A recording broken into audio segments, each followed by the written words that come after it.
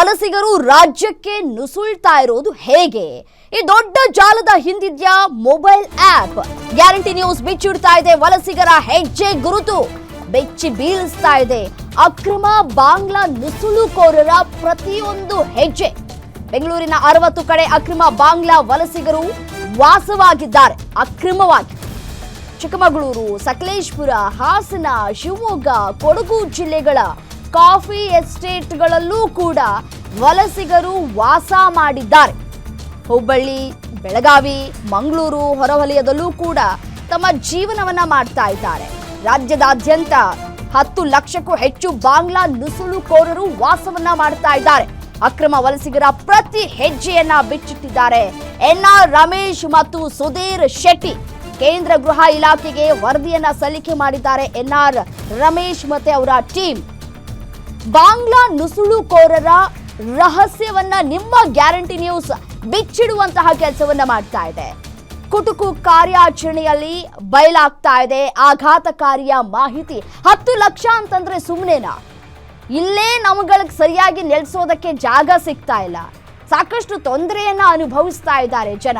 ಎಲ್ಲಿಂದಲೋ ಬರೋದು, ಟೆಂಟ್ಗಳು ಹಾಕೊಳ್ಳೋದು, ಮತ್ತೆ 5 ವರ್ಷ 10 ವರ್ಷದಿಂದ ನಾವು ಇಲ್ಲೇ ಇದ್ದೀವಿ, ಜಾಗ ನಮಗೇ ಸೇರಬೇಕು ಅಂತ ಹೇಳಿ ಅವ್ರುಗಳು ಹೋರಾಟ ಮಾಡೋದು, ಪ್ರತಿಭಟನೆ ಮಾಡೋದು, ಅದಕ್ಕೆ ಇನ್ಯಾರೋ ಸಾಥ್ ಕೊಡೋದು, ತಮ್ಮ ಮನೆಯನ್ನ ಇಲ್ಲೇ ನಿರ್ಮಾಣ ಮಾಡ್ಕೊಂಡ್ಬಿಡೋದು. ಅಲ್ಲಿಗೆ ಆಯ್ತಲ್ಲ, ಅವರು ಬಾಂಗ್ಲಾದವರಲ್ಲ ಅಥವಾ ಕರ್ನಾಟಕದವರು ಯಾವ್ಯಾವ ಭಾಗದಲ್ಲಿ ಇರ್ತಾರೋ ಅಲ್ಲಿ ಅವರು ಮಂಗಳೂರು, ಹುಬ್ಳಿ, ಧಾರವಾಡ ಹೀಗೆ ಎಲ್ಲೆಲ್ಲಿ ಇರ್ತಾರೋ ಆ ಜಾಗ ನಮ್ಮದೇ ಅಂತ ಹೇಳಿ ವಾದವನ್ನ ಮಾಡೋದಕ್ಕೆ ಶುರು ಮಾಡ್ತಾರೆ ಈ ಬಾಂಗ್ಲಿಗರು.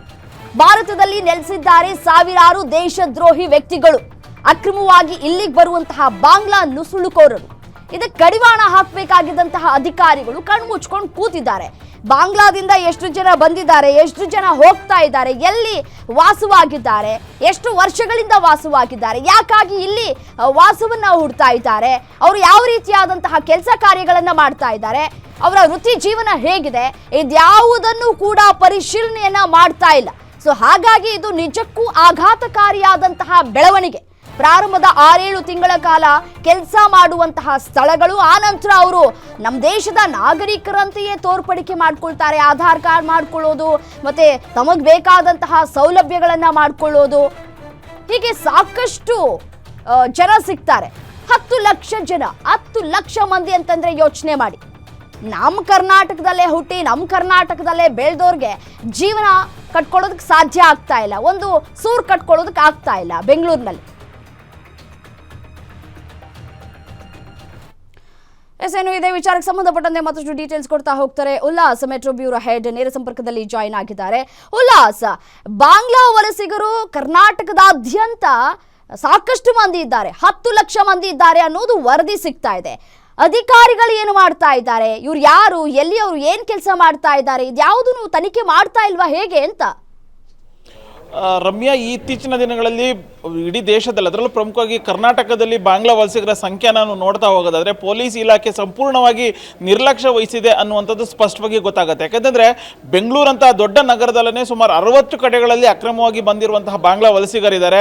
ಅದ್ರ ಜೊತೆಗೆ ಬೇರೆ ಬೇರೆ ಅಂದರೆ ರಾಜ್ಯದ ಬೇರೆ ಬೇರೆ ಜಿಲ್ಲೆಗಳಲ್ಲಿ, ತಮಿಳುನಾಡು, ಕರ್ನಾಟಕದಲ್ಲಿ ಬೇರೆ ಬೇರೆ ಜಿಲ್ಲೆಗಳಂದರೆ ಹಾಸನ ಆಗಿರ್ಬೋದು, ಶಿವಮೊಗ್ಗ ಆಗಿರ್ಬೋದು, ಇಂತಹ ಒಂದು ಭಾಗಗಳಲ್ಲೂ ಕೂಡ ಅಂದರೆ ಸುಮಾರು 10 ಲಕ್ಷಕ್ಕೂ ಹೆಚ್ಚು ಜನ ಅಕ್ರಮವಾಗಿ ಬಾಂಗ್ಲಾ ವಲಸಿಗರು ಕರ್ನಾಟಕದಲ್ಲಿ ವಾಸವಾಗಿದ್ದಾರೆ ಅನ್ನುವಂಥದ್ದು ಸ್ಪಷ್ಟವಾಗಿ ಗೊತ್ತಾಗ್ತದೆ. ಈಗಾಗಲೇ ಈ ಕುರಿತಂತೆ ಅಂದರೆ ಇಡೀ ರಾಜ್ಯಾದ್ಯಂತ ಇರುವಂತಹ 10 ಲಕ್ಷ ಅಕ್ರಮ ಬಾಂಗ್ಲಾ ವಲಸಿಗರ ಸಂಪೂರ್ಣವಾದಂತಹ ಸಾಕ್ಷಿ ಸಮೇತ, ವಿಡಿಯೋ ಸಮೇತ ಈಗಾಗಲೇ ಕೇಂದ್ರ ಗೃಹ ಸಚಿವರಿಗೂ ಕೂಡ ಇಲ್ಲಿನ ಕರ್ನಾಟಕ ಬಿಜೆಪಿ ಒಂದಷ್ಟು ನಾಯಕರು ದಾಖಲೆಗಳ ಸಮೇತ ಒಂದು ಮಾಹಿತಿಯನ್ನು ಕೊಡುವಂಥ ಕೆಲಸವನ್ನು ಮಾಡಿದ್ದಾರೆ. ಅಂದರೆ ಅವರು ಆರಂಭದಲ್ಲಿ ಯಾವ ರೀತಿಯಾಗಿ ಬಾಂಗ್ಲಾದಿಂದ ಅಕ್ರಮವಾಗಿ ನಮ್ಮ ರಾಜ್ಯಕ್ಕೆ ಬರ್ತಾರೆ, ಬಂದು ಇಲ್ಲಿ ಯಾವ್ಯಾವ ಸ್ಥಳಗಳಲ್ಲಿ ಕೆಲಸವನ್ನ ಮಾಡ್ತಿದ್ದಾರೆ ಅಂದರೆ ಮೂಲಗಳ ಪ್ರಕಾರ ಚಿಕ್ಕಮಗಳೂರು ಜಿಲ್ಲೆಯ ಒಂದಷ್ಟು ಕಾಫಿ ಎಸ್ಟೇಟ್ಗಳಲ್ಲಿ ಈಗ ಅವರು ಕೆಲಸವನ್ನು ಕಳೆದ 5-6 ವರ್ಷಗಳಿಂದ ಕೆಲಸವನ್ನು ಮಾಡ್ತಿದ್ದಾರೆ ಅನ್ನುವಂಥ ಒಂದು ಮಾಹಿತಿನೂ ಕೂಡ ಸಿಕ್ಕಿರುವಂಥದ್ದು. ಅದನ್ನು ಆಧರಿಸಿ ಈಗಾಗಲೇ ಕೇಂದ್ರ ಸರ್ಕಾರಕ್ಕೂ ಕೂಡ ಸಂಪೂರ್ಣವಾದಂಥ ವಿಡಿಯೋ ಸಮೇತ ಕೊಡುವಂಥ ಕೆಲಸವನ್ನು ಮಾಡಿದ್ದಾರೆ. ಅದು ಒಂದು ಭಾಗ. ಆದರೆ ಮತ್ತೊಂದು ಭಾಗದಲ್ಲಿ ಇಲ್ಲಿರುವಂತಹ ಅಕ್ರಮವಾಗಿ ಬಾಂಗ್ಲಾ ವಲಸಿಗರೇನಿದ್ದಾರೆ ಅವರು ವಾಟ್ಸಪ್ ಕಾಲ್ಗಳ ಮೂಲಕ ಮಾತನಾಡೋದಿಲ್ಲ, ಆದರೆ IMO ಎನ್ನುವಂಥ ಒಂದು ಆ್ಯಪನ್ನು ಇನ್ಸ್ಟಾಲ್ ಮಾಡಿ ಬಾಂಗ್ಲಾದಲ್ಲಿರುವಂತಹ ತಮ್ಮ ಸಂಬಂಧಿಕರ ಮೂಲಕ ಮಾತನಾಡುವಂಥ ಕೆಲಸವನ್ನು ಮಾಡ್ತಿದ್ದಾರೆ ಅನ್ನುವಂತಹ ಒಂದು ವಿಡಿಯೋನು ಕೂಡ, ಜೊತೆಗೆ ಅದಕ್ಕೆ ಬೇಕಾದಂಥ ಸಾಕ್ಷಿಗಳನ್ನು ಕೂಡ ಈಗಾಗಲೇ ಕಲೆಯನ್ನು ಹಾಕಿರುವಂಥದ್ದು.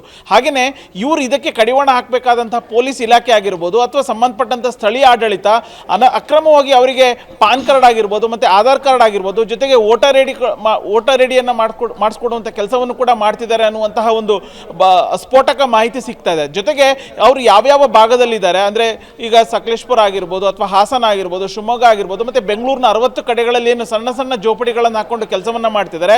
ಅವರು ಪ್ರಮುಖವಾದ ಮಾಡ್ತಾ ಇರುವಂಥ ಕೆಲಸ ಏನಂದ್ರೆ ಕಾಫಿ ಎಸ್ಟೇಟಲ್ಲಿ ಕಾಫಿ ಕೆಲಸವನ್ನು ಅಂದರೆ ಕಾಫಿ ಬೀಜವನ್ನು ಕೀಳುವಂಥದ್ದಾಗಿರ್ಬೋದು, ಮತ್ತು ಬೆಂಗಳೂರು ಅಂತ ಬಂದಾಗ ಬೆಂಗಳೂರಿನ ಬೇರೆ ಬೇರೆ ಭಾಗಗಳಲ್ಲಿ ಕಸವನ್ನು ಆಯುವಂಥದ್ದಾಗಿರ್ಬೋದು ಅಥವಾ ಕಸ ಸಂಸ್ಕರಣಾ ಘಟಕಗಳೇನಿದ್ದಾವೆ ಅಲ್ಲಿ ಕೆಲಸವನ್ನು ನಿರ್ವಹಣೆ ಮಾಡ್ತಿದ್ದಾರೆ ಅನ್ನುವಂಥದ್ದು ಕೂಡ ಸ್ಪಷ್ಟವಾಗಿ ಗೊತ್ತಾಗ್ತಾ ಇದೆ. ಸೊ ಈ ಒಂದು 60 ಕಡೆ ಆಗಿರ್ಬೋದು ಅಥವಾ ಬೆಂಗಳೂರಿನ ಅಂದರೆ ಇಡೀ ರಾಜ್ಯಾದ್ಯಂತ ಇರುವಂತಹ 10 ಲಕ್ಷ ಅಕ್ರಮ ಬಾಂಗ್ಲಾ ವಲಸಿಗರ ಸಂಪೂರ್ಣವಾದಂತಹ ವರದಿಯನ್ನು ಈಗಾಗಲೇ ಕೇಂದ್ರ ಸರ್ಕಾರ, ಕೇಂದ್ರ ಗೃಹ ಇಲಾಖೆಗೂ ಕೂಡ ರಾಜ್ಯ ಬಿಜೆಪಿ ನಾಯಕರು ಕಳಿಸಿಕೊಡುವಂಥ ಕೆಲಸ ಮಾಡಿದ್ದಾರೆ. ರಮ್ಯಾ, ಓಕೆ, ಥ್ಯಾಂಕ್ ಯು ತಮ್ಮೆಲ್ಲ ಡೀಟೇಲ್ಸ್ಗೆ.